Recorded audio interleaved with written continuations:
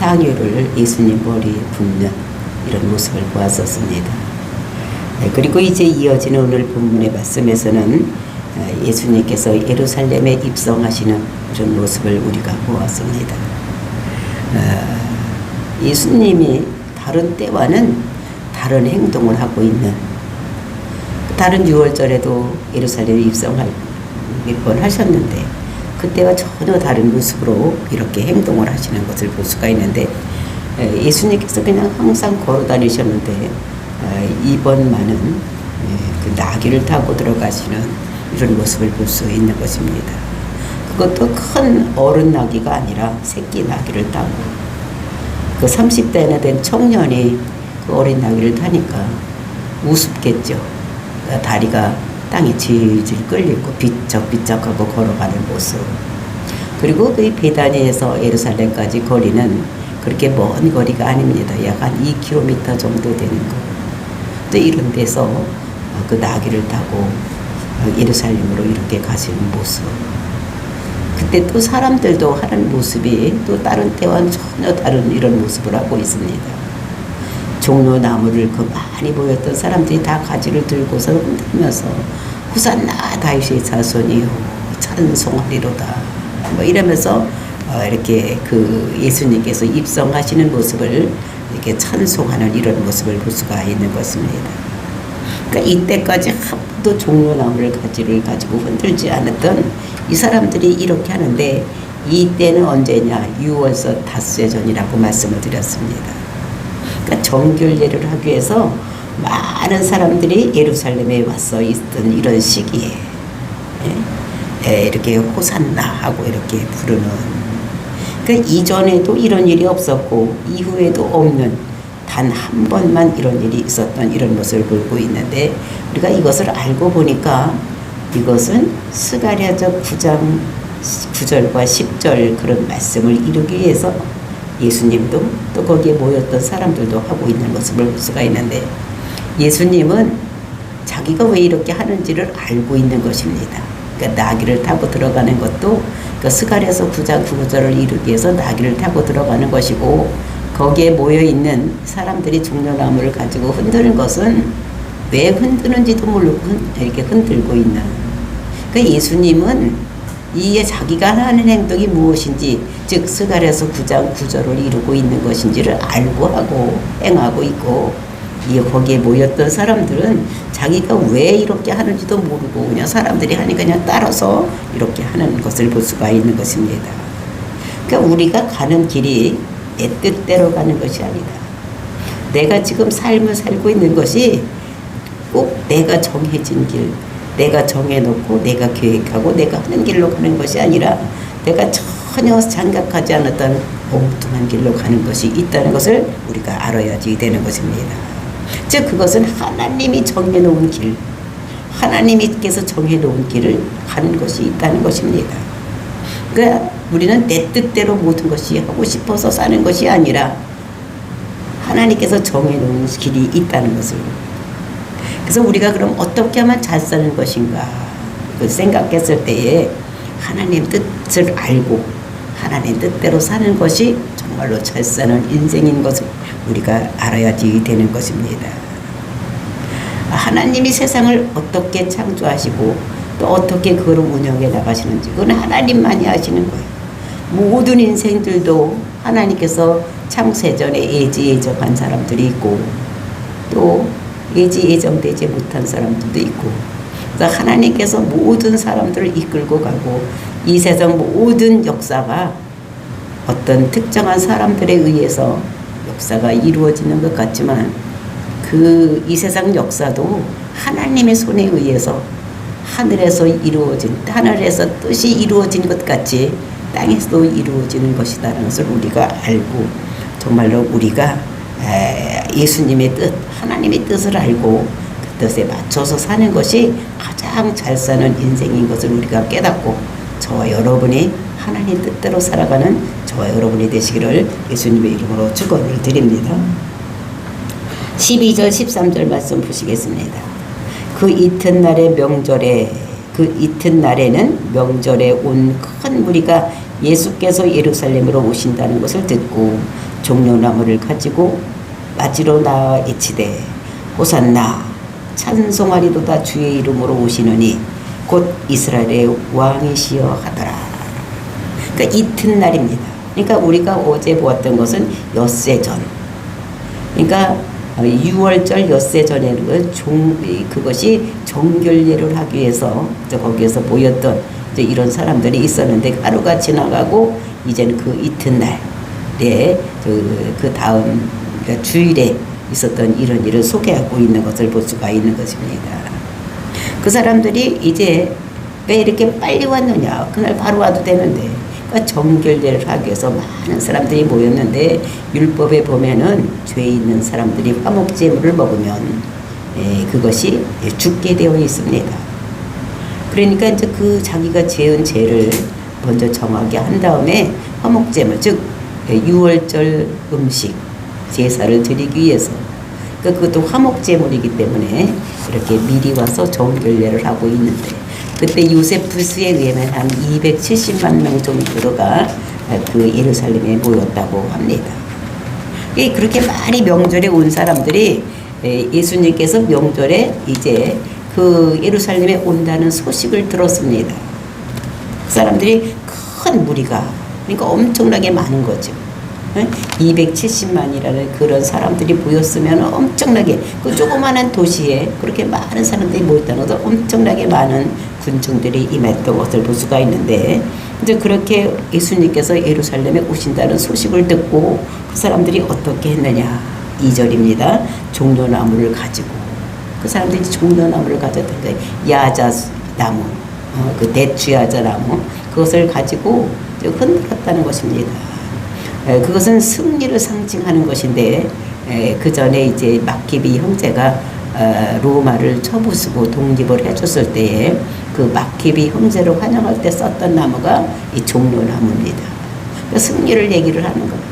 그러니까 예수님께서 오시는 것은 승리의 왕으로 와서 이제 나라를 다스릴 것을 마키비 같이 이제 로마로부터 구원해 줄 것을 이렇게 바라고 이들이 행동하는 모습을 볼 수가 있는데 이 사람들이 어떻게 했느냐 외쳤는데 호산나 이렇게 외쳤다는 것입니다. 그 호산나라는 것은 무엇입니까?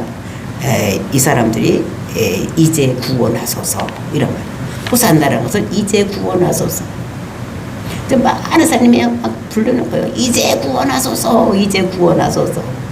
우리를 죄에서 구원해달라고. 그러면서 찬송하리로다 주의 이름으로 오시느니요. 그러니까 찬송하리로다 그 이름을 예배하겠다. 찬송하리로다 누구라고? 주의 이름으로 오시느니. 그러니까 주의 이름이라는 것은 뭐냐면 예수님의 이름으로 오시느니인데 이것은 주라는 것은 뭐니까? 그러니까 죄에서 죄 문제를 해결해서 오시느니. 그러니까 죄 문제를 해결하기 위해서 오시는 이는 메시아인데 그분은 죄가 없어야 되기 때문에 하나님이신 것입니다. 그러니까 하나님의 아들로 이 땅에 와서 모든 죄 문제를 해결하시는 분이시오. 곧 이스라엘의 왕이라 하더라. 그분이 동시에 누가 되느냐면 이스라엘의 왕이 된다는 것입니다.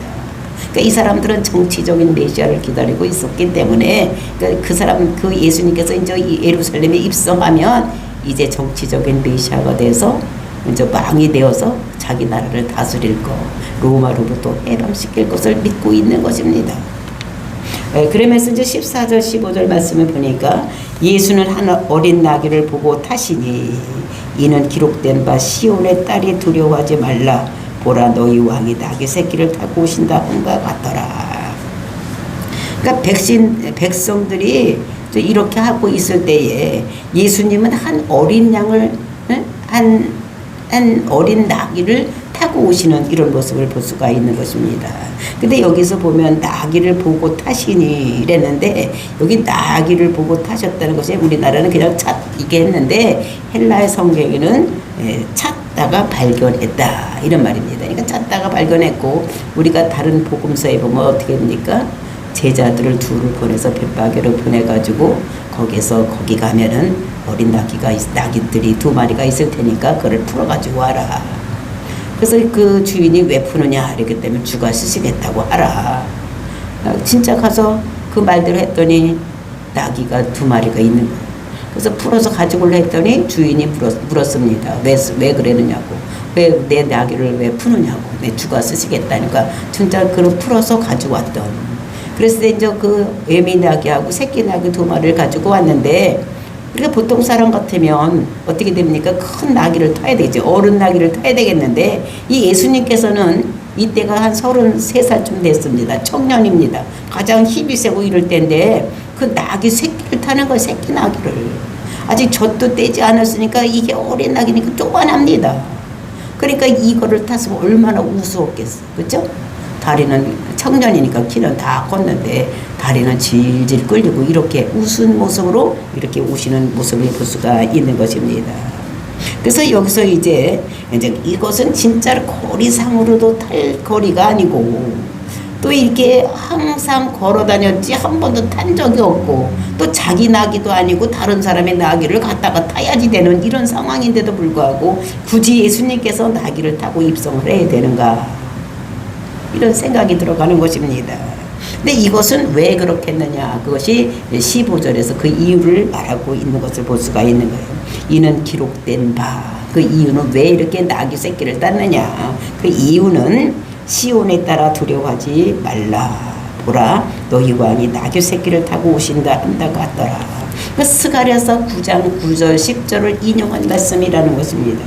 스가랴서 9장 9절 10절 내용을 보면은 시온을 따라 크게 기뻐할지어다. 예루살렘에 따라 즐거이 부를지어다. 보라, 내 왕이 내게 임하시나니 그는 공의로우시며 구원을 베푸시며 겸손하여서 나귀를 타시라니 나귀의 작은 것 곧 나귀 새끼니라. 이렇게 말을 하고 있는 것입니다. 그러니까 여기는 시온에 따라 두려워하지 말라 이렇게 했지만 원래 본문에는 뭐라고 말씀했습니까? 시온에 따라 크게 기뻐할지어다. 예루살렘아 즐거워할지어다. 그러니까 기뻐하고 즐거워할지라는 거예요. 왜냐하면 예수님께서 오셔서 나귀 새끼를 타고 입성을 하는, 그러니까 즐거워 기뻐요. 왜냐하면 우리의 죄 문제로 해서 예수님께서 이 땅에 오시고 그 죄 문제를 해결하기 위해서 예루살렘에 올라가서 이제 죽을 거니까 우리 죄 문제가 해결되기 때문에 예루살렘에 있는 그 딸들 또는 그런 사람들이 다 어떻게 되느냐면 즐거워할 것을 시온의 딸들아 크게 기뻐하고 즐거워하라고 말씀하고 있는 것을 여기서 볼 수가 있는 것입니다. 정말로 이 말을 이제 그러니까 똑같이 인용을 하지 않고 자유롭게 인용하는 것을 볼 수가 있습니다. 그러니까 예수님이 나귀 타신 이유를 설명을 하고 있는데, 그래서 스가랴서 9장 9절을 인용하면서 이 사람의 메시아구나 알고 믿도록 그 흔적을 남기기 위해서 이런 예언의 말씀을 주신 것, 그것을 그 뜻대로 이루시는 이 예수님의 모습을 볼 수가 있는 것입니다. 근데 우리가 스가랴서 9장을 보면은 이것이 우리가 그 앞에 1절부터 8절까지 이것은 그 알렉산더 왕이 어떻게 그 큰 제국을 이룰 것인가, 그 팔레스타인을 그러니까 싸움에서 승리할 수 있는 이런 길을 얘기를 하는 것입니다. 그러니까 아직 알렉산더가 태어나기 이전에 알렉산더라는 왕이 와서 그 팔레스타인을 그 한 나라 쳐서 내려가서 다 승리해서 이길 것을 얘기를 하고, 그리고 이제 9절서부터는 무슨 얘기를 하느냐, 그런 세상 왕을 얘기를 했다면 그 다음에 이제 메시아를 대조를 시켜서 이야기를 하면서, 그러니까 세상 왕은 말 타고 와서 싸워서 전쟁을 해서 이기지만 이 하나님 나라 또 메시아는 그렇게 하는 거지 평화의 왕으로 온다는 것을 대조적으로 이야기하고 있는 것이 스가랴서 9장인 것을 우리가 알 수가 있는 것입니다. 그 알렉산더가 진짜 와서 그 팔레스타인을 쳐내려갈 때에 그 예언된 대로 그 순서대로 모든 것이 이루어지는 이런 것들을 볼 수가 있고, 그러니까 지중해 동쪽 그 짝을 팔레스타인이라고 하는데 그 지방을 쳐내려가는 그 나라마다 그 치는 순서가 그대로 되어 있고 모든 전쟁이 뭐 이렇게 될 것이라고 예언된 대로 그대로 이루어지고 있는 것을 볼 수가 있는 것입니다. 그런데 유다 땅만은 그가 점령을 못하는 이런 것인데 그것이 왜 그렇게 됐느냐. 그것은 이제 그렇게 알렉산더가 다른 데를 다 침공하고 유대를 철로 데려갔더니 거기에 있는 제사장에 나와서 맞이하는데 보니까 꿈에 자기가 이렇게 쳐서 이 나라를 전부 점령해서 나갈 것을 다 그 술책, 그러니까 그런 전쟁에서 어떻게 싸워야 될 것을 얘기했던 그 꿈에서 나타났던 그 할아버지가 이 제사장의 모습을 거기서 하고 있더라는 것입니다. 그래서 알렉산더가 그 유다 땅은 치지 아니하고 그대로 두었다 이런 것입니다. 이제 이런 것들을 쓰여 있는 것이 스가랴서 9장 9절. 그래서 메시아가 올 때는 이렇게 올 것이라는 것을 이렇게 예비한 이런 것들을 볼 수가 있습니다. 그래서 하나님이 통치하는 나라 이렇게 될 것이라는 것을 땅 끝까지 이뤄서 이런 모든 것이 된다는 것을 얘기를 하고 전쟁에 나가서 힘을 가지고 통치하는 나라가 있는가 하면 시간이 지나서 근데 그런 나라들은 어떤 시간이 딱 지나면 아무리 큰 제국을 이뤘다고 할지라도 망하고 마는데 겸손하고 이게 겸손으로 구원한 왕 이런 왕은 열방을 모두 다스린다는 것을 말씀하고 있는 것입니다. 정말 이 말씀을 이루기 위해서 예수님께서 나귀를 타고 입성하시는 이런 것인 것을 우리가 알고 그 다음에 16절 말씀 보시겠습니다. 제자들은 처음에 이 일을 깨닫지 못하였다가 예수께서 영광을 얻으신 후에야 그것이 예수께 대하여 기록된 것인가 사람들이 예수께 이같이 한 것임을 생각났더라. 그러니까 제자들이 3년 반 동안이나 예수님을 따라다녔지만 그런데 그리고 또 성경을 구약 성경을 읽어봤지만 이것이 스가랴서에 있는지를 깨달지를 못했다는 것입니다. 근데 예수님께서 영광을 받으신 후에 즉 예수님께서 십자가에서 죽으시고 그리고 장사되고 부활하고 승천하고 이렇게 단 다음에 그때서야 이 제자들이 그것을 이것이 스가랴서 9장 9장을 인용해서 이런 것 스가랴서 9장을 이루기 위해서 예수님께서 나귀를 타고 들어갔구나 이것을 깨달았다는 것입니다. 그래서 그때는 왜 어떻게 알았느냐 그러니까 성령이 임하니까 성경을 보니까 깨달아지는 것입니다. 그러니까 성령님은 보혜사 성령님은 어떻게 됩니까? 우리에게 모든 것을 깨닫게 하시고 또 이 옛날에 배웠던 것이 생각나게 하시는 분이 누구냐면은 이분이 예수님이신 그러니까 성령님이신 것입니다. 그러니까 성령이 와야지만 그러니까 성령으로 성경을 봐야지만 이게 깨달아지는 것이지 그냥 인간적인 생각으로 이렇게 읽으면 깨달아지지 않는다는 게 글씨로 읽고 만다는 것입니다. 그러니까 이 제자들도 마찬가지로 예수님께서 십자가 죽으시고 부활하시고 승천하시고 그리고 저 성령으로 다시 와서 제자들 마음속에 거함으로 인해서 그들이 그것이 이제 깨달아지는 이런 것이 되었다는 것을 이렇게 말씀하고 있는 것입니다. 그래서 우리는 성령으로 인해서 하나님 말씀에 깨달아지기도 하고 설교 들을 때 그것이 내 마음속에 박혀지기도 하고 깨달아지기도 하고 레마의 말씀으로 다가오기도 하고 이렇게 되는 것입니다. 그러니까 우리가 성령님 그래서 우리는 예배 드릴 때마다 어떻게 합니까? 성령님을 인정하고 환영하고 모셔드리길 원합니다. 성령님 내 마음속에 오시옵소서 이렇게 하고 해야 되는 거. 내가 하면 안 되는 것입니다. 또 기도할 때도 마찬가지입니다. 성령님 이 시간 이곳에 오셔도 운행하여 주시옵소서. 성령님을 의지합니다. 내가 하는 것이 아니라 성령님이 일하시옵소서. 그러니까 모든 것을 다 성령님께 의탁하고 할 때에 성령님이 운행하시고 해야지만 역사가 일어나는 것입니다. 우리가 천지 창조를 할 때도 보면은 그 삼위 하나님께서 같이 있었어요. 하나님과 성부 하나님께서는 계획을 하시고 성자 예수님께서는 어떻게 돼 말씀이신 하나님께서 가라사대 이렇게 말씀을 하셨을 때에 그때 운행하시는 하나님 그러니까 성령님께서 모든 일을 이루시는 이런 하나님인 것을 우리가 알고 그래서 성부 성자 성령님의 하나님이 모든 일을 이루신다는 것을 우리들에게 말씀하라고 계시는 것입니다. 그래서 이런 것들을 보면서 정말로 아무리 우리가 좋은 대학을 나오고 머리가 좋고 할지라도 성령님이 아니면 우리는 성경의 말씀을 깨달을 수가 없는 것입니다. 그래서 우리는 성경을 읽을 때 또는 예배 드릴 때 설교를 들을 때 또는 묵상할 때 성령님을 의지해서 모든 것을 해야지만 하나님 말씀대로 우리가 그 말씀을 깨달아지는 은혜가 있는 이런 것인 것을 우리가 깨달아야지 되는 것입니다. 17절 말씀입니다. 나사로를 무덤에서 불러내어 죽은 자 가운데서 살리실 때에 함께 있던 무리가 증언한지라. 이제 여기 어떤 그때에 왜 사람들이 이렇게 많이 모였는지를 얘기를 하고 있는 것입니다. 그러니까 나사로를 무덤에서 불러내어 죽은 자 가운데서 살리실 때에, 즉 마리아네 집에 죽은 지 나흘 만에 예수님께서 마리아네 집에 도착을 했을 때에 마리아가 예수님 마르다가 가서 마리아야 너 저기 예수님께서 저 밖에서 기다리신다 이렇게 얘기를 할 때에 이 마리아가 예수님을 만나러 막 뛰어나갈 때 같이 있던 사람들이 아 오빠한테 우르러 가나 무덤에 가나 하고 따라 나왔던 사람들이 그때 그 사람들이 어떻게 되면 큰 일을 본 것입니다. 정말 헬라인들은 그러니까 히브리인들은 뭐냐면은 이거는 표적을 구하는 사람들이요.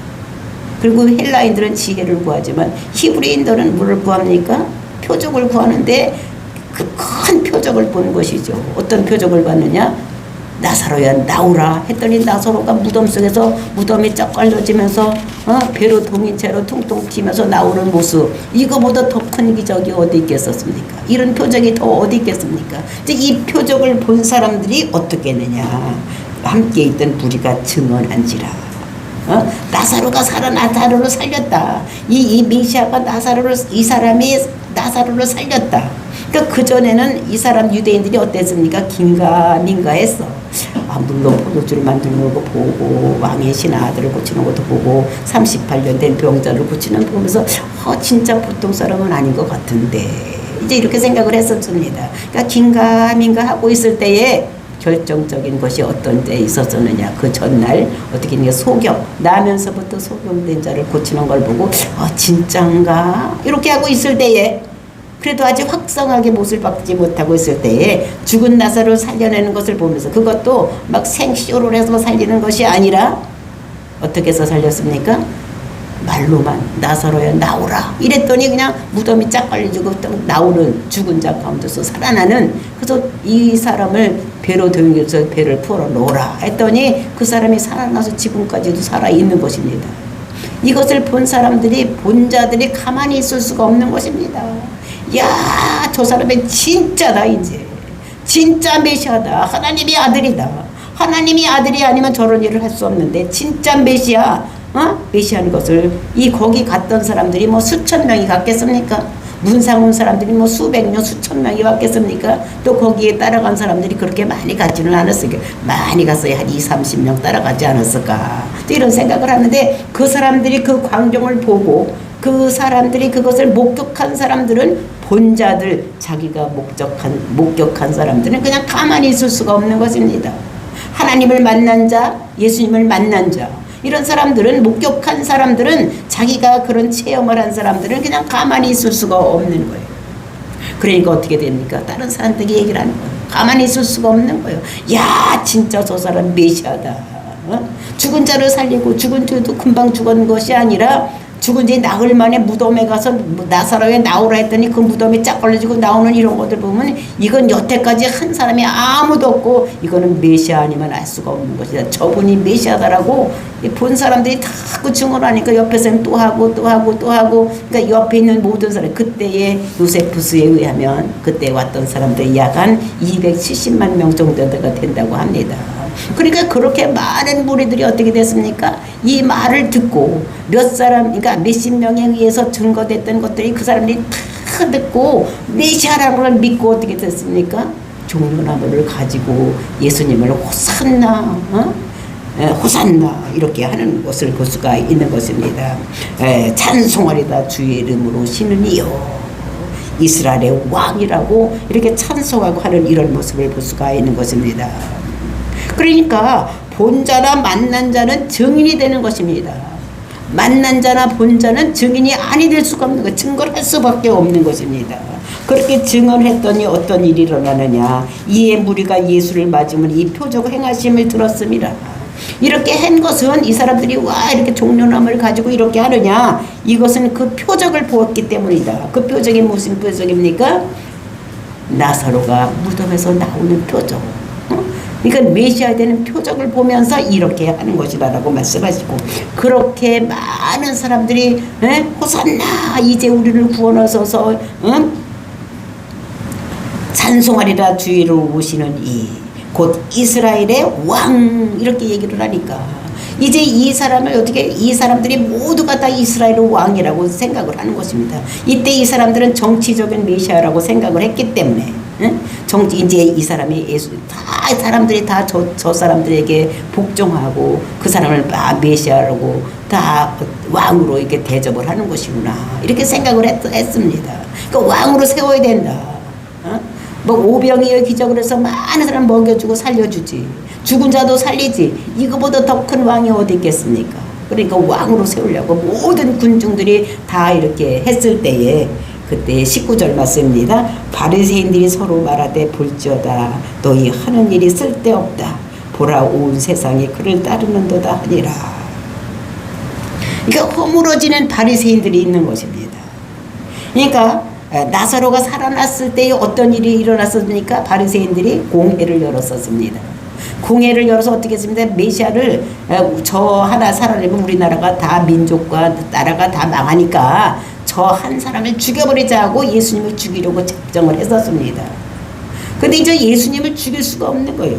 왜냐면 모든 사람들이, 거기에 있던 많은 사람들이 다 예수를 왕으로 모시고 찬송하고 그를 다 따르고 있으니까 이제 이 사람은 그를 죽일 수 없는, 그러니까 허물어지는 소리를 하는 것이죠.